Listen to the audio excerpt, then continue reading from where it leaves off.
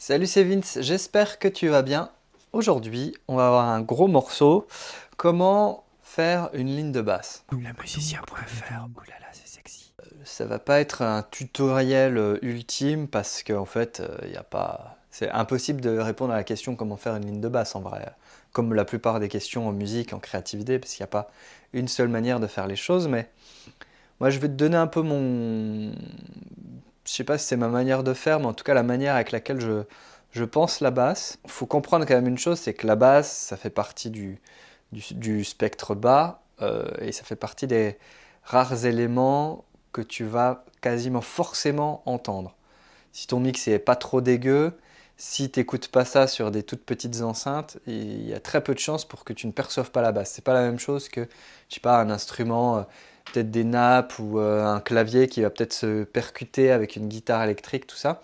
La basse, c'est le tapis qui est par terre, qui est au sol, et avec les impacts du kick, c'est vraiment, voilà, ils sont tout seuls. Le kick et la basse, ils sont là, ils vivent leur vie sur le tapis de ta musique, comme ça. Donc ça, c'est un truc déjà à comprendre, quoi, à intégrer. C'est le socle, hein, quand même, sur lequel repose ta musique. Et la basse, à mon sens, elle va de pair avec la rythmique, avec la batterie.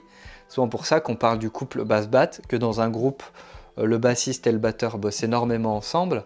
C'est pas pour rien, c'est parce que c'est eux qui appuient le socle vraiment du morceau, quoi. À la fois en termes de rythme, mais aussi en termes d'harmonie très souvent, parce que la basse, c'est aussi en général la base de l'harmonie qui est, on va dire, rejouée par la basse, qui est appuyée par la basse. Donc déjà, ça c'est des concepts assez importants à intégrer quand tu fais ta musique, quoi. C'est de comprendre le rôle prépondérant, hein, qu'a la basse, avant même de se lancer dans, dans le, dans le truc. Et alors, il faut comprendre donc que ça marche avec la batterie principalement, avec le kick essentiellement même. C'est-à-dire qu'un des trucs naturels que vont faire le bass bat, c'est que le bassiste va essayer de se poser sur les kicks du batteur. Ça dépend, hein, mais on va dire que c'est une espèce de fausse règle générale, comme j'en sors sans arrêt. C'est un truc par exemple, qu'on entend énormément en hip-hop, en rap, enfin, en production, on va dire, type rap en général, quoi, quel que soit ce que tu mets derrière, trap, cloud, tout ça. C'est d'autant plus présent maintenant avec les grosses 808, tu sais, où en fait le kick en lui-même est... On va dire que le kick et le son de basse en fait ne font qu'un et ça suit texto et en fait t'as un kick et en même temps t'as un son de basse, tu sais, le fameux son ben voilà, en fait au lieu de faire ça va faire je le fais très mal, mais je pense que tu as saisi l'idée. L'idée, c'est que la basse, elle poinçonne, hein, en fait, hein, en même temps que le kick. Elle perce comme ça un peu en même temps. C'est aussi pour ça qu'on utilise des sidechains sur la basse pour que le kick, quand même, on perçoive vraiment le côté percussif du kick. C'est très souvent ce qu'on va faire avec des EQ et du sidechain sur la basse pour éviter que la basse prenne trop le dessus sur le kick, mais qu'on arrive à un équilibre. Bref, ça c'est du mixage, mais voilà. C'est pour vraiment que tu comprennes avant qu'on essaie des choses que ces deux éléments, pour moi en tout cas, sont indissociables. Ensuite, tu as tout l'aspect harmonique de ton morceau, hein, les accords. D'une manière générale, encore une fois, c'est une règle, voilà, mais les règles sont faites pour être cassées, enfreintes, mais c'est une règle. Si tu veux, pour que ton morceau fonctionne en termes harmoniques et que dans tes oreilles, en tout cas, ce soit évident et on va dire tout de suite agréable, très souvent, la basse va jouer la fondamentale de l'accord. C'est-à-dire que si tu es sur un accord de Do, la basse, elle va jouer un Do. Si tu es sur un accord de Sol, la basse, elle va jouer un Sol. Voilà. La première note, on va dire, de la gamme. Espèce de... c'est la base, quoi. La basse, c'est la base. Pour résumer, le rôle de la basse, il est vraiment essentiel parce que c'est lui qui va vraiment asseoir, hein, l'idée générale que veut transmettre, on va dire, à la fois la rythmique et l'harmonie. Donc c'est quand même le gros du morceau. Et très souvent dans un titre que tu vas écouter, le moment où rentre la basse, c'est un moment de pur kiff parce que ça confirme en fait l'idée musicale très souvent que va avoir un titre. Là, on va se mettre dans une session, j'ai composé un truc, mais vraiment en 5 minutes. C'est juste pour te montrer différents questionnements que tu peux te poser, différentes idées à tester aussi pour trouver une basse peut-être intéressante, puis voir un peu comment peut-être faire fonctionner ce couple kick-basse, etc. Encore une fois, c'est pas écrit dans le marbre, c'est des idées comme ça, tu en fais ce que tu veux. On va se mettre dans la session et puis on va voir un petit peu comment on peut explorer ces questions-là. Je ne sais pas encore si je vais utiliser une vraie basse ou si je vais faire ça sur une basse synthétique. L'idée, tu comprendras derrière, hein, c'est quand même... enfin, peu importe ce que tu utilises, l'idée c'est de trouver un équilibre et de trouver sa place à la basse. Et pour ça, il y a 1 million de manières de faire.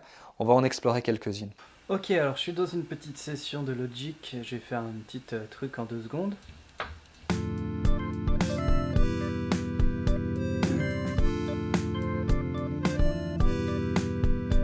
y a 2 accords. Alors voyons un petit peu les accords qu'on a. Mi sol si, mi mineur. Ré fa la, ré mineur. Mi, ré. Ok, jusque là tout va bien. Du coup on pourrait se dire, eh ben, on va jouer un mi et un ré.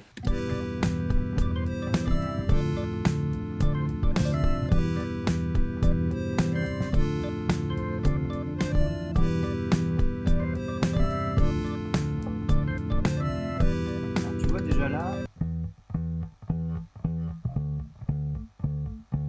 là, j'appuie sur tous les temps. C'est déjà un mode de jeu particulier. Mais si je faisais n'importe quoi,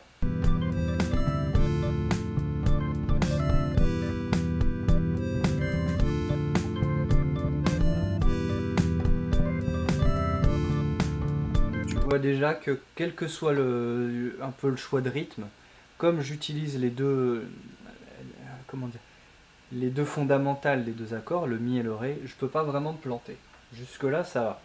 Maintenant, comment est-ce qu'on peut donner un peu plus de mordant à cette ligne de basse? Alors il y a un truc qui fonctionne bien, c'est le côté répétitif. Tu mélanges un aspect très répétitif avec un aspect qui te fait sortir de ce truc répétitif, et puis tu rentres de nouveau dedans. Donc tu peux faire un truc.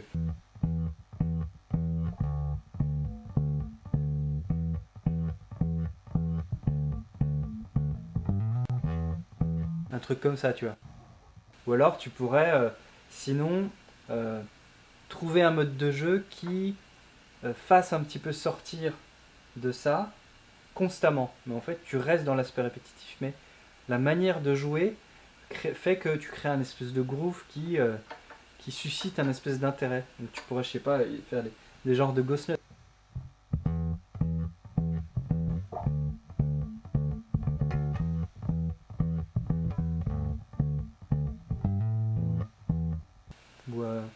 Ou jouer sur l'octave.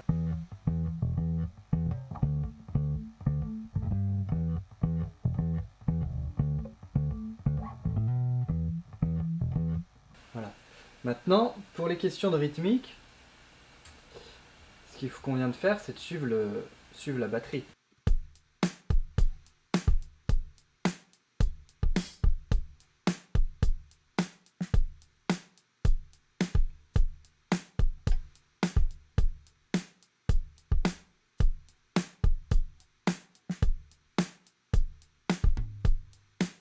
On pourrait se dire que ça va fonctionner. Je vais l'enregistrer. Je vais te montrer une petite astuce de Logic si jamais tu l'utilises, ça peut être pratique.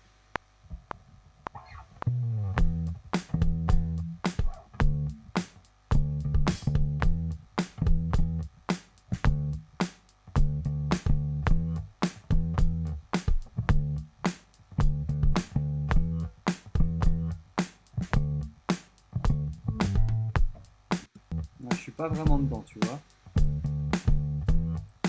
Alors, ce que je peux faire, c'est ici cliquer sur suivre et lui dire de suivre ma ligne de base.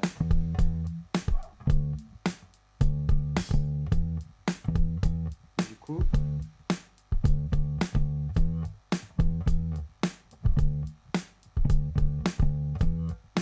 le kick suit ma ligne de base. C'est magique, hein?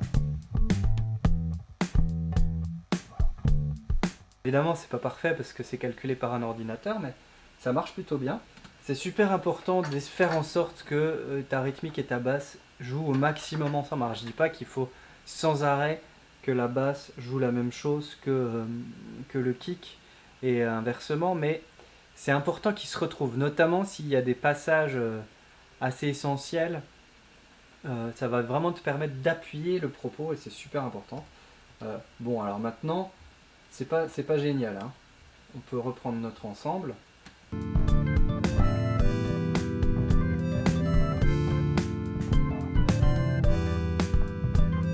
c'est pas mal, tu vois. Ça te fait un peu sortir. Parce que le Do, il n'est pas vraiment dans les notes qu'on a choisies pour l'harmonie. On a un Mi mineur et un Ré mineur, donc Mi Sol Si, Ré Fa La, et il n'y a pas de Do.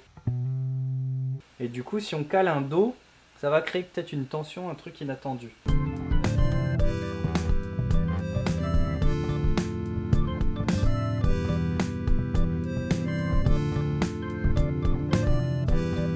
pas mal ça.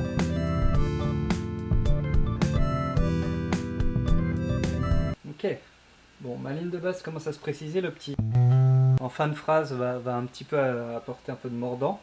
Maintenant, j'essaie de caler des petites notes. Tu vois.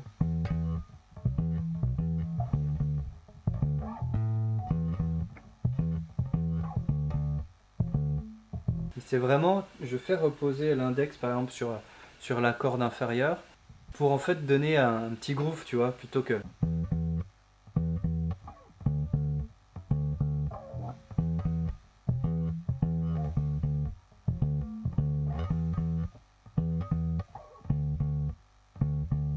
Ça groove beaucoup plus.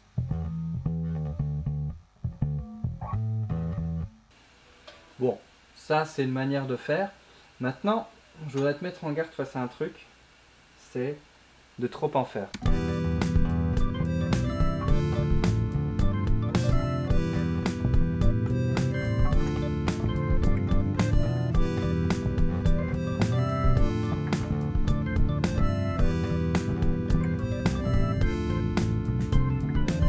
One eternity later. C'est pas parce que tu es capable de jouer plein de notes qu'il faut forcément mettre plein de notes. Ça, c'est une règle absolue en musique.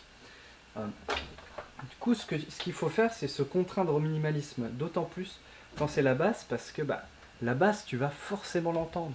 Donc il suffit de choisir quelques notes, bien les choisir, et bien les jouer, bien les appuyer. Faire en sorte que ça fonctionne au maximum avec ta rythmique, et ça va suffire, ça va faire le taf. Bon, je crois que j'ai à peu près trouvé mon idée. J'aime bien en fin de phrase rajouter un petit truc comme ça pour un peu ouvrir un tout petit peu et revenir tout de suite dans le groove. Bon, voilà ce que ça donne.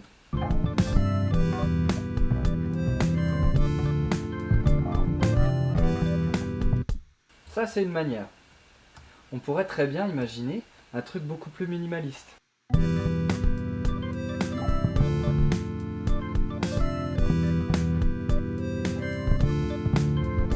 Bon, c'est pas vraiment en place, je vais le refaire encore plus appuyé.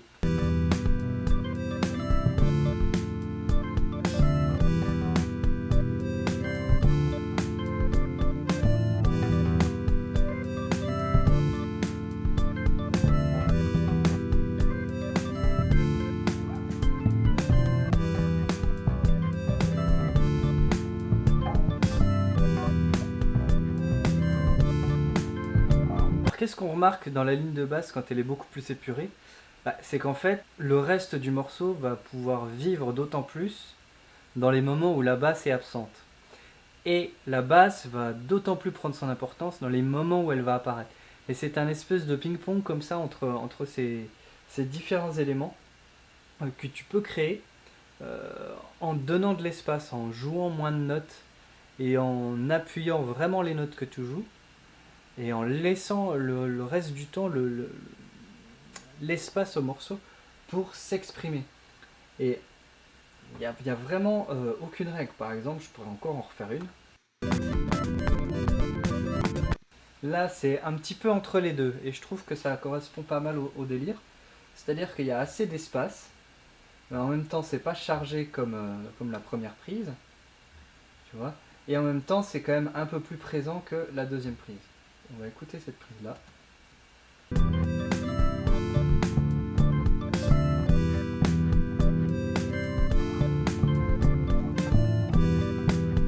Là, on entend.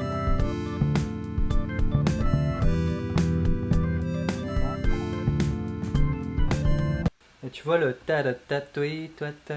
à l'orgue, bah finalement, globalement, dans sa répétition, il apparaît dans les moments de silence comme ça.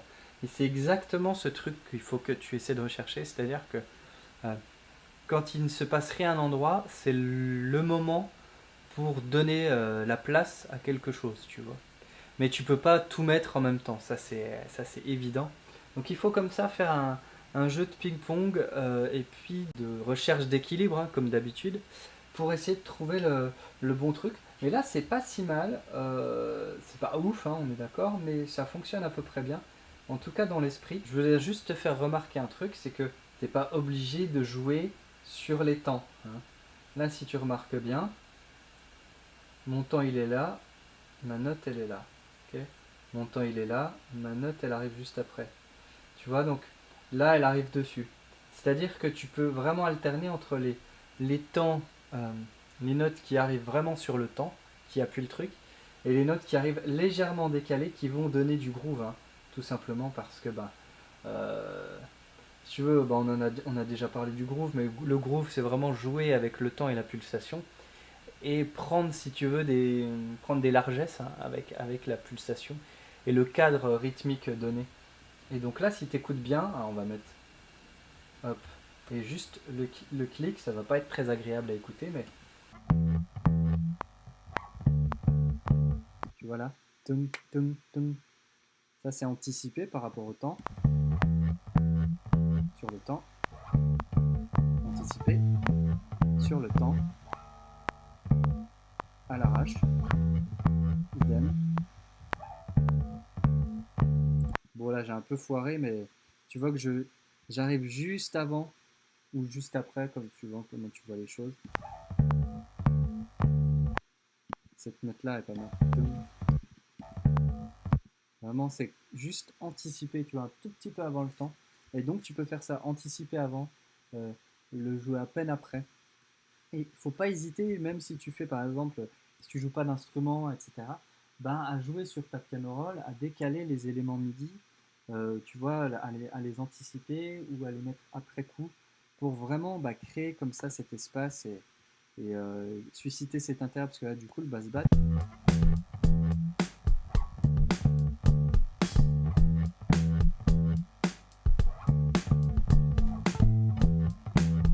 ça groove quand même pas trop mal. Bon voilà, comme tu t'en doutes, cette vidéo n'avait pas pour but de t'expliquer comment créer une vraie ligne de basse parce qu'en fait, il n'y a pas de méthode. Il y a juste, si tu veux, des pistes à tester, à explorer, que tu acquiers, on va dire, avec le temps, avec l'expérience, mais il n'y a pas en soi de méthode toute faite, de méthode miracle, il n'y en a jamais en musique, et c'est tant mieux. Chaque ligne de basse va dépendre du contexte de ton morceau, et donc ce qui peut fonctionner dans un titre ne va pas fonctionner dans un autre, et inversement. Il faut vraiment prendre conscience de ça, et juste faire en sorte que quand ta basse arrive, ou quand ta basse joue, etc., si tu veux, elles servent le propos de la musique parce que c'est un élément qu'on va forcément entendre quasiment tout le temps, sauf dans quelques conditions d'écoute où techniquement on ne peut pas entendre la basse, mais sinon tu vas forcément l'entendre. Donc il faut vraiment faire attention à ça et d'une manière générale, j'aurais tendance à prôner plutôt le minimalisme, à éviter de trop en faire, mais peut-être bien choisir ses notes, en tout cas bien sentir le truc et faire quelque chose finalement avec peu d'éléments, mais qui fonctionne. Et si tu as peu d'éléments et qu'en soi ça fonctionne, c'est très certainement que tu es à peu près dans le juste et ça vaut peut-être pas trop le coup de trop en faire. Tu risques peut-être de perdre ce truc-là. Et tu vois, il faut trouver un peu le juste milieu entre suffisamment de notes pour créer un groove et en même temps assez peu pour laisser respirer, laisser la place aux éléments et puis justement conserver ce groove parce que quand il y en a trop, on n'entend plus rien, ça fait une espèce de tapis de brouillard comme ça dans le bas de ton mix, de ton morceau et finalement il se passe juste l'effet inverse de ce que tu voulais faire, c'est-à-dire tu n'as plus de musique impactante et qui groove, tu as juste un truc brouillon et qui est fouillis et qui t'embrouille l'esprit. À toi d'explorer, à toi de tester et à toi de te lancer dans la quête de la ligne de basse parfaite. Si cette vidéo t'a été utile, t'a intéressé, je t'invite à laisser un méga pouce en l'air, méga, ok, pourquoi pas, à t'abonner à la chaîne pour ne pas rater les prochaines vidéos, à me dire toi dans les commentaires comment tu composes tes lignes de basse, comment tu travailles ça. Ça m'intéresse de savoir. Je te laisse, fais plein de musique, si possible, avec de la basse. Ciao. Oui, j'ai vraiment pas la voix grave.